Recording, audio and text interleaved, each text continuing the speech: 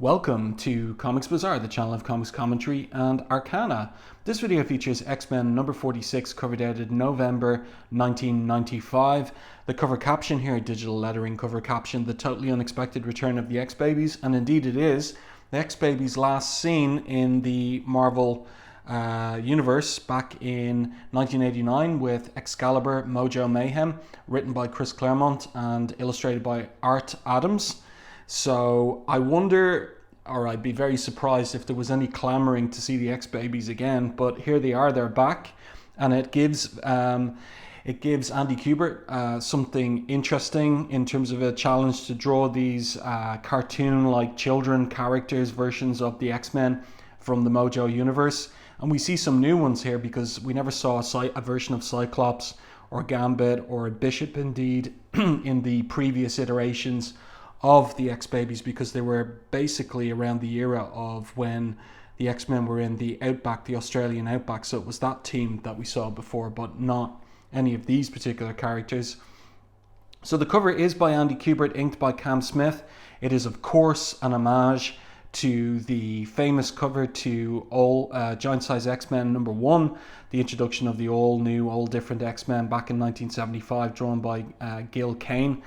And so it's pretty cool. Always nice to see homages and variations on that striking and seminal X-Men cover. And just one little detail that I like here is the fact that Gambit up here, adult Gambit, has his playing cards, and here X-Baby Gambit has little kind of mathematics cards here, 2 + 2, 3 + 1, and his times tables over here, 5 by 2. That's pretty funny stuff on the cover. So let's open this one up to the splash page, and there is indeed a splash page, and it features the odd couple of Gambit and Bishop here, and a very interesting kind of fisheye angle on the perspective as we're looking up. We're looking up from the perspective of more or less this rat. I like also this little joke here where the rat has gone all the way through this can and is peeping out the front. But we've got that kind of, it's done by eye perspective, and this is the kind of thing that Andy Kubert's father, Joe Kubert, would do. Instead of gridding out perspective lines, he'd be able to eyeball it. But this is a very interesting take on the fisheye angle here, and I think it works very well. So Kubert definitely quite confident with his skills by this point in his run on the title. So we've got the two lads outside this club knocking on the door. It's a place that Gambit's familiar with. This obviously takes place after his return to the X-Men at the end of the previous issue. And he says, "Look at us. Who'd guess we were two of the most loyal, dedicated, trustworthy mutants in the X-Men?" And Bishop's one-word response, "Indeed." So Gambit being ironic, these two had a bad start to their relationship because Bishop has a suspicion, which was revealed to us going back to Uncanny X-Men 287, that Gambit is the X-Traitor. So that particular plot line, subplot really, that had been forgotten about for a while, is now coming back into play in connection with the upcoming Onslaught event. So this is a nice double page spread here, where we've got the little guard on the barred window to the door pulled back, and I just like the 3/4 profile detail there of the eye peeping out and the cheekbone there as well. "What do you want?" And then the guy recognizes that it's Monsieur Lebeau. So Gambit here, very confident in the flesh and looking forward to a night of women, wine, and wagering. So obviously this is some kind of illegal gambling den. And here they're getting frisked, or at least Gambit first of all. And over here Bishop, not looking pretty mean in his civilian gear there. So the title of the story is They're Back. That's obviously a reference to the X-Babies. And the creative team, Scott Lobdell writer, Andy Kubert penciler, Cam Smith inker, Kevin Summers and Malibu's Hughes colouring, that's digital colouring, and Richard Starkings and Comic Craft on the digital lettering. And you can see a digital colouring effect here where we've got this foreground shot of Some goon holding this particular, it looks like an Uzi, pointing it at Bishop, and it's blurred out. So we've got a digital effect there. And I think that this one works well because it really does send our eye to Bishop in the double page spread. I think that works well. But Kevin Summers overdoes it a little later in the issue, I feel. Or at least I have more doubts about later uses of this blurring effect, and I'll talk about those when I get to them. So, something to note as well before moving past this double page spread, and it is that Scott Lobdell is the writer here on this issue and the next. And of course, Lobdell is the main X-writer on Uncanny X-Men. So what's he doing writing a couple of issues of adjectiveless X-Men? Well, Fabian Nicieza is gone. So the previous issue, the one concerning Gambit and Rogue, the double-sized issue, that was Fabian Nicieza's last issue on adjectiveless X-Men. And he had been writing the title from issue number 14 all the way to 45. And there was no notice in the issue concerning his departure, or indeed in this one either. So a little bit cold from Bob Harris regarding Nicieza leaving the title now. It was revealed in the fan press of the time, Wizard magazine in particular, that Nicieza was tired of the crossovers that were an annual feature of the X-Men titles. And I guess he wanted to get off X-Men in advance of Onslaught. Because as I said, this issue begins to sow some seeds for the upcoming Onslaught event. And Nicieza, he just had enough of all of that, it would appear. So this is a nice little page as well, where Gambit is saying to the goon here, he's saying, look, my friend, here is clean. And he don't take kindly to being patted down. So I like the kind of broken nose on this guy's face and the spotting of blacks here. Cam Smith's inking on Kubert's pencils. It looks good.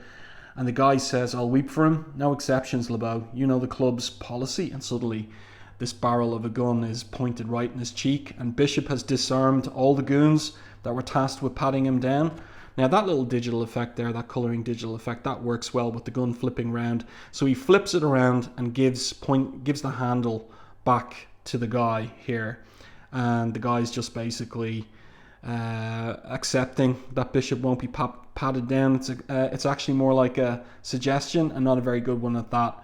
So Bishop and Gambit, they move into the main area of this illegal casino, so we get a good establishing shot of the interior there. Kubert actually looking like he's having a bit of fun drawing this roulette table here as well. And then we've got like an exotic dancer as well, but like not naked, because it is a Comics Code approved book. A little bit of flirtation here between Gambit and the female bartender, and Gambit is looking for the usual, but we don't know what that is. And Bishop here, a Dr. Pepper, as he pulls down his shades, looking at those gams in the foreground. So on they go. Bishop not really enjoying himself there. Gambit says to him, we're supposed to be having fun.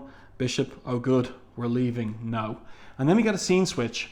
So really this issue focuses on this kind of odd pairing between Bishop and Gambit, and then a heart-to-heart between Jean Grey and Iceman.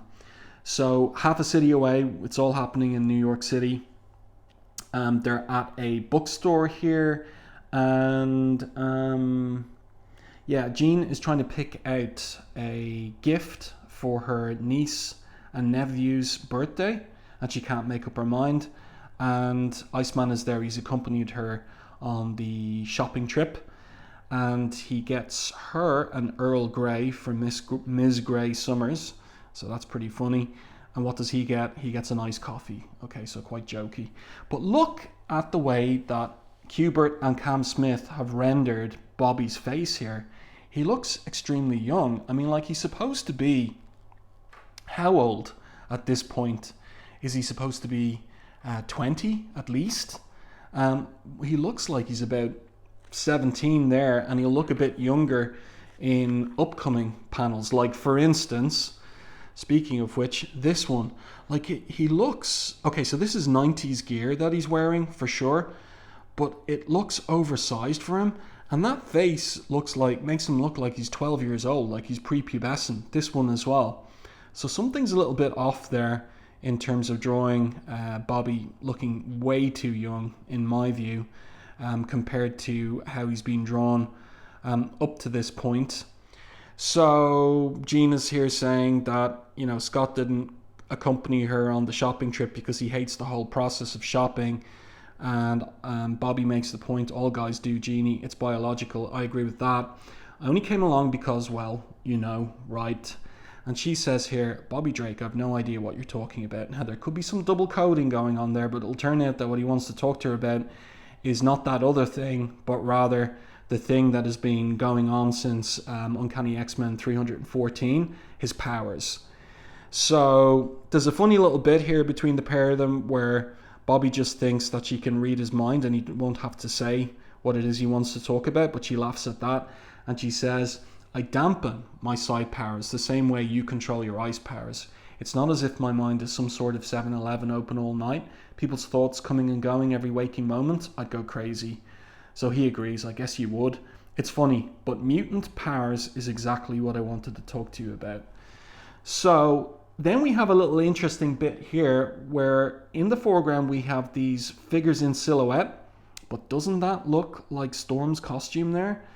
And also the the special speech balloons here with the icy edges to them kind of suggest who it is that we're looking at given the cover. And so let's just put the names on them. It's Storm and Iceman, but it's the X-Baby versions. And she says to him, look, them. At what? Which them? The X them. Those two are X-Men. I knew that. Did not, did to. So like pure kind of baby talk between these guys. And I like the little detail of the kid over here twigging to them, hiding behind the bookshelf. And also it's nice, all of the attention paid to the titles here. The different books that are there in the kids section.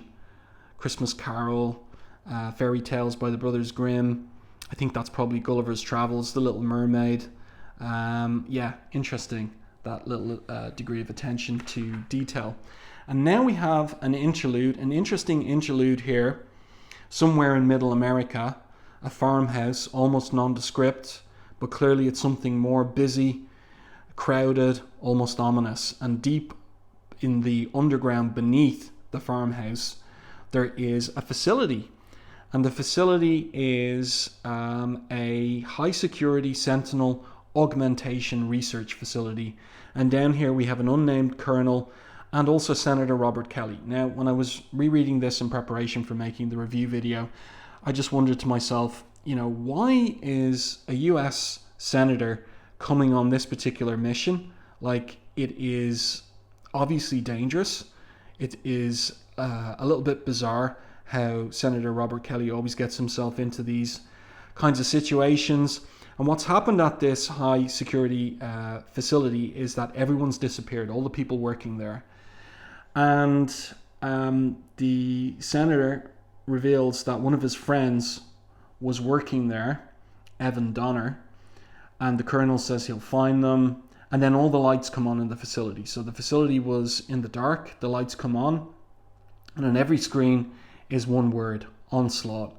And Kelly says, that cuts down the number of questions we need answered drastically. Who or what is Onslaught? So, end interlude 1. There's a second interlude, but nothing to do with Onslaught. So, as I said at the beginning of the video, we're getting a run-up now to the Onslaught event, and that mystery is being seeded further for readers in terms of who that is. So, New York City, we're back in the club with Gambit and Bishop. And I like these couple of pages in terms of both the coloring and the storytelling and how Kubert is, you know, focused on little details of the club, like these two women up on the balcony here, and Bishop and Gambit. Looks like they're going up on an escalator. Interesting stuff, and kind of the angles that are picked out here and the lighting and everything, and this perspective on this guy throwing the dice on the gambling table as well. Yeah, it's interesting. So what we get here is a little bit of a heart-to-heart, so to speak, between Bishop and Gambit. Gambit says to Bishop, he says, Bishop, you never liked me very much. And Bishop says, that's difficult to say. In the future where I was raised, there was a man they called the Witness. Because he was the last person to ever see the X-Men, legend had it he was there when they were betrayed. He also went by another name. He was also called LeBeau. And that is a story that we last saw, long-time readers anyway, back in Uncanny X-Men 287. So in connection with the mystery of who is Onslaught, we're getting a return to this subplot. And that is significant. So Gambit responds to Bishop. And again, it's an interesting perspective here that Andy Kubert has chosen, the art. So we're looking through the banisters of this railing towards Bishop and Gambit in the background there. And Gambit says, after all this time together, the battles, the sacrifices, the injuries, do you honestly think I could betray the X-Men? And he's kind of like touching him there in terms of, you know, establishing a physical connection of trust, or like the body language conveys that, but Bishop says nothing. And then he goes out to the railing and he leans over it and he says, I've seen a lot in my life I would not have thought possible, LeBeau, long before I came to this era. More so since my return from Israel, since being plagued by memories, that's of the Age of Apocalypse. There is very little I'm willing to write off as impossible. And by the way, I like the colouring here, the magenta on the side of Bishop's sunglasses and on the side of his jaw as well, those little details, and the rim lighting on his gloves as well. It's nicely done, like Kevin Summers. Let's continue.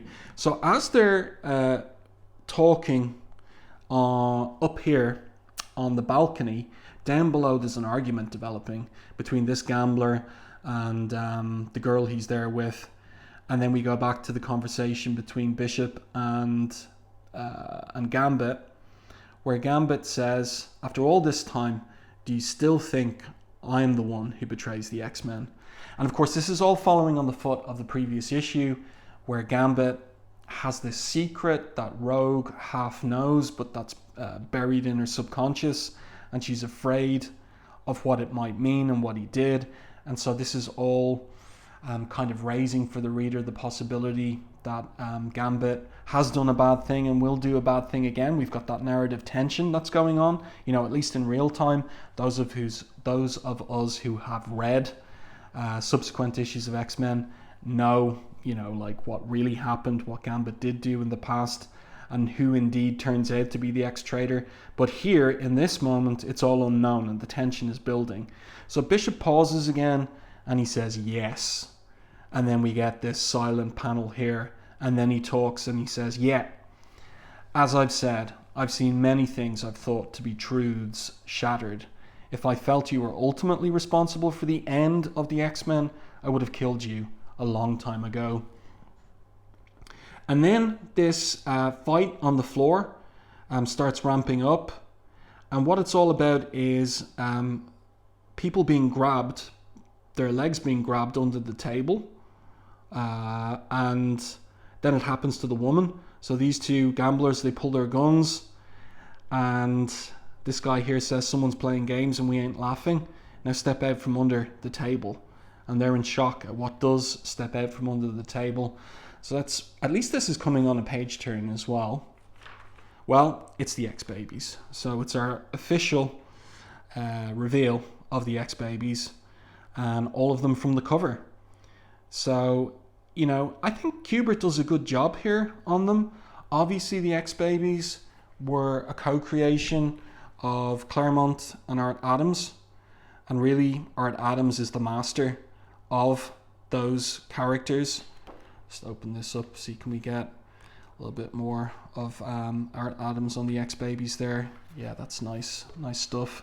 But Kubert doing a good job here, I think, and I have a feeling he enjoyed it. But here's that digital blurring effect again with the hands in our foreground here, And I'm just not sure whether that's necessary. It does make the X-Babies pop, but I don't know if the effect is necessary, and I kind of think it's a little bit superfluous on this particular page.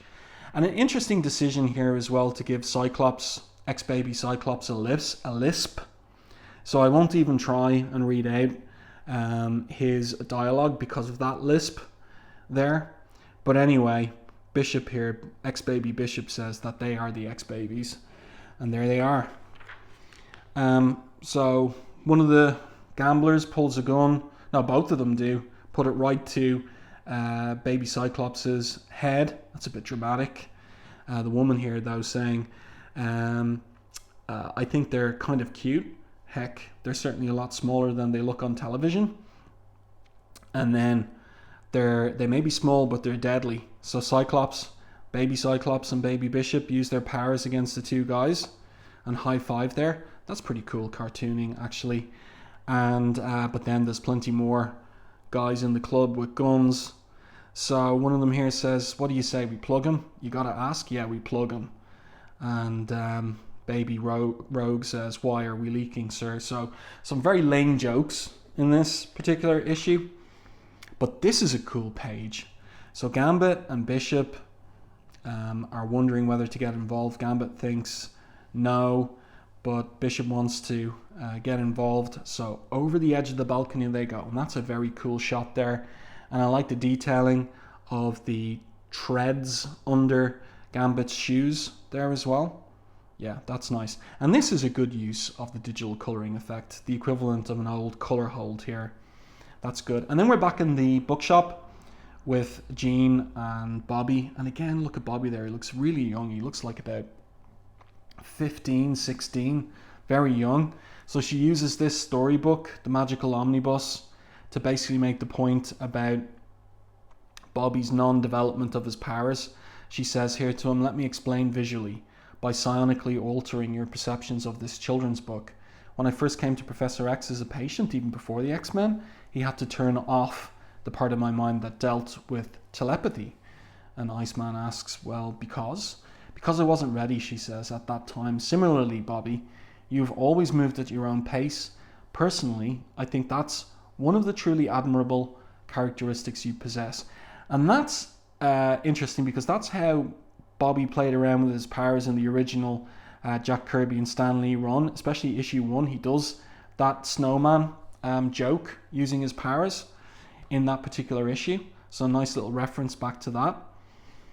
And here they continue looking at the storybook, and she makes the key point. Push yourself too far too fast and blank. Phoenix was the ultimate extension of my abilities, Bobby, she says. And she's adopted that code name again at this point in the continuity. Who knows what could have happened to you if he completely extended his powers. Well, we saw what happened to him in the Age of Apocalypse and the Amazing X-Men issues, where he really was an Omega level mutant in terms of the extension of his powers. He could sort of teleport using them, and he was in effect invulnerable. He could be discorporated and pull himself back together again at a molecular level. So that's where the extension of his powers led to in the harsher world of the Age of Apocalypse. But here, Jean is saying, develop at your own pace. And Iceman says, as the woman I've known the longest in my entire life, can I ask you to keep an eye on? But they're interrupted. And what was he going to say? Probably just himself. Like he obviously has concerns about developing his powers, losing control. And so I guess that Jean has twigged to that in terms of what the point she was making about her history as Phoenix and turning to Dark Phoenix. But then they're interrupted by the two X-Babies in the bookshop, and that is Storm, Baby Storm and Baby Iceman. So here they are arguing with each other. And then we have another interlude number 2.